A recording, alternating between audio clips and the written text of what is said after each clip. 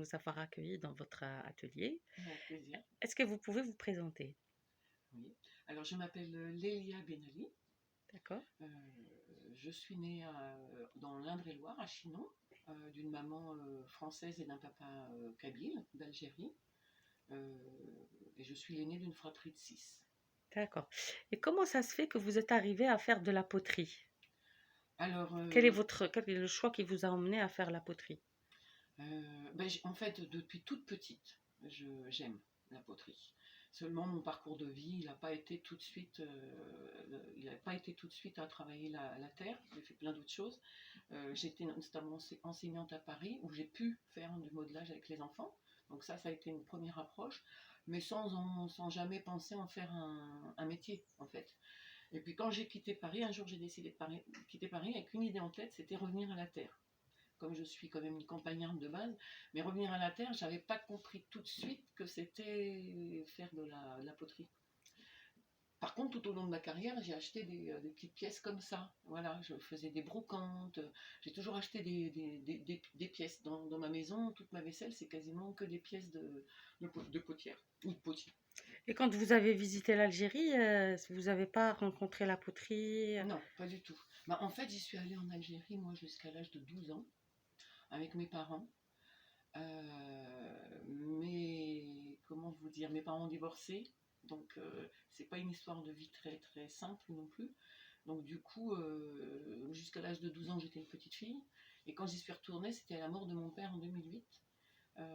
Donc on y est resté une semaine. Et vous n'avez pas rencontré la poterie kabyle, Non, pas berbère? du tout, pas du tout, pas du tout. La seule poterie berbère que je rencontre aujourd'hui, c'est à travers Internet, puisque je me documente dessus. D'accord. Voilà, parce que c'est quand même quelque chose qui me titille là depuis un an, et je ne sais pas par quel bout le prendre. Et je me disais, ça va arriver, quelque chose va arriver, et quelque chose, c'est vous, en fait. Le réseau des femmes artisanes Voilà, ouais. internationales. Donc du Et coup, et puis après, bah du coup, pour voilà, la terre, donc je l'ai fait en tant qu'agricultrice, en fait, hein. J'ai vraiment travaillé, je me suis formée à l'agriculture. Donc j'ai eu des brebis, j'ai eu un troupeau de brebis, et j'ai eu un troupeau de chèvres, et j'ai aussi, comme j'étais avec quelqu'un qui avait des vaches, j'ai eu des vaches. Donc voilà un petit peu pourquoi aujourd'hui je fais des moutons. C'est un petit peu mon histoire que je raconte des Cévennes. Voilà. d'accord. Donc vous racontez les moutons par rapport à votre Oui, rencontre des Cévennes et ouais. qui les Cévennes vous rappellent. Oui, après, il y a un lien, effectivement, quand je suis arrivée ici, je ne suis pas d'abord arrivée tout de suite ici, en fait, hein. Je suis arrivée à Montpellier, et dans ma tête, c'était je voulais pas rester en ville, c'était très clair, je n'allais pas quitter Paris pour retourner en ville. Donc, dans mon idée, c'était de trouver la campagne. Mais j'avais peu voyagé, finalement, en France. Et quand j'ai découvert ici, mais je me suis dit, mais oui, c'est là qu'il faut que je c'est là.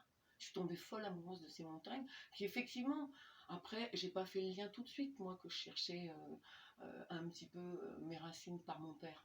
Parce que longtemps, j'ai refusé cet héritage. Longtemps. Voilà. D'accord. C'est pas simple pour moi. J'ai longtemps refusé le côté kabyle parce que je me suis fait traiter de sale bougnoule depuis que je suis toute petite. Quoi. Voilà, donc c'est pas simple. Ça n'a pas été simple, on va dire. Ouais. Et, et que dans vos projets de travail, est-ce que vous avez les projets de revoir comment dire, la poterie entre, je dirais Maghreb, parce que généralement la poterie, c'est les femmes qui la font Ouais, au ouais, ouais. Maghreb, surtout en Algérie, en Tunisie, au Maroc un peu moins parce que le Maroc, c'est une autre histoire de poterie qu'ils ont. Est-ce que vous avez pensé vous êtes en train de travailler sur un projet sur lequel vous pensez à mettre quelques identités dessus? Est-ce que vous pouvez nous le montrer? Oui, alors je commence depuis un petit moment à, à me sentir attirée par des symboliques berbères ou kabyles. Donc, du coup, j'ai fait une petite recherche sur Internet sur sur tout ça. J'ai fait des tests pas concluants qui ne me plaisaient pas. Par contre, je sens qu'effectivement, il y a quelque chose de l'ordre de la calligraphie qui me plaît, notamment la calligraphie arabe, sachant que j'ai fait, quand j'avais une vingtaine d'années, j'ai fait un stage de calligraphie. Donc ça m'est revenu, et je me suis dit que oui, c'était ce type de travail-là qui me plaisait, et que c'était en lien quand même avec le côté paternel, donc avec la poterie algérique. Mais j'en suis au tout début de ma démarche. Et effectivement, là ce matin en tout cas, à la suite de la discussion que j'ai eue avec Est-ce qu'on peut le voir un peu Madeleine. plus près? J'ai commencé à faire des petites choses comme ça. Donc là, c'est un bol grès blanc. J'ai engobé noir et j'ai commencé à graffiter. Voilà, des D'accord. signes qui me, enfin, sans réfléchir, Et c'est les sans recherches copier. que tu es en train de faire Ouais, en ce moment. voilà, c'est ça. Et là, j'ai fait des petits bols qui sont en train de sécher là, et je pense que je vais faire ça. Voilà, ouais, ici là, voilà. Donc là, j'ai fait ça hier pour pouvoir commencer à faire des essais en gobe et écriture. D'accord. Recommencer ce travail en étant, peut-être je vais faire carrément des photocopies de calligraphie arabe et puis me Et laisser comment tu inspirer. vends ton produit? Alors là, pour l'instant, j'ai mis longtemps à me décider à la vente parce que je suis très mauvaise vendeuse en fait. Donc ça fait 2 ans que je fais des choses et puis je me dis, bon, peut-être que je pense à vendre. Et donc là, je suis dans quelques boutiques. Alors je suis dans une boutique de créateurs à la gare de Guérin, qui est en D'accord. Lozère, qui est une très très jolie boutique de créateurs. Je suis dans une boutique aussi de créateurs à Alès, qui s'appelle Adlib.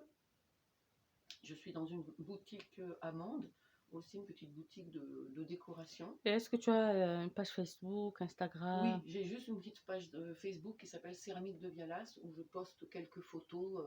Là, ça fait au moins un mois que j'y suis pas allée. Donc là, on pourrait dire aux artisanes qui nous suivent qu'elles peuvent aller voir Hum, ta page, ouais, ouais, te ouais, contacter si elles veulent faire des échanges avec ouais, toi. ouais, ouais, tout à fait. Très bien, Ouais, ouais. très bien. Eh ben, merci pour ton accueil. Avec Très agréablement surprise de trouver un si beau atelier et de voir qu'il y a de la recherche.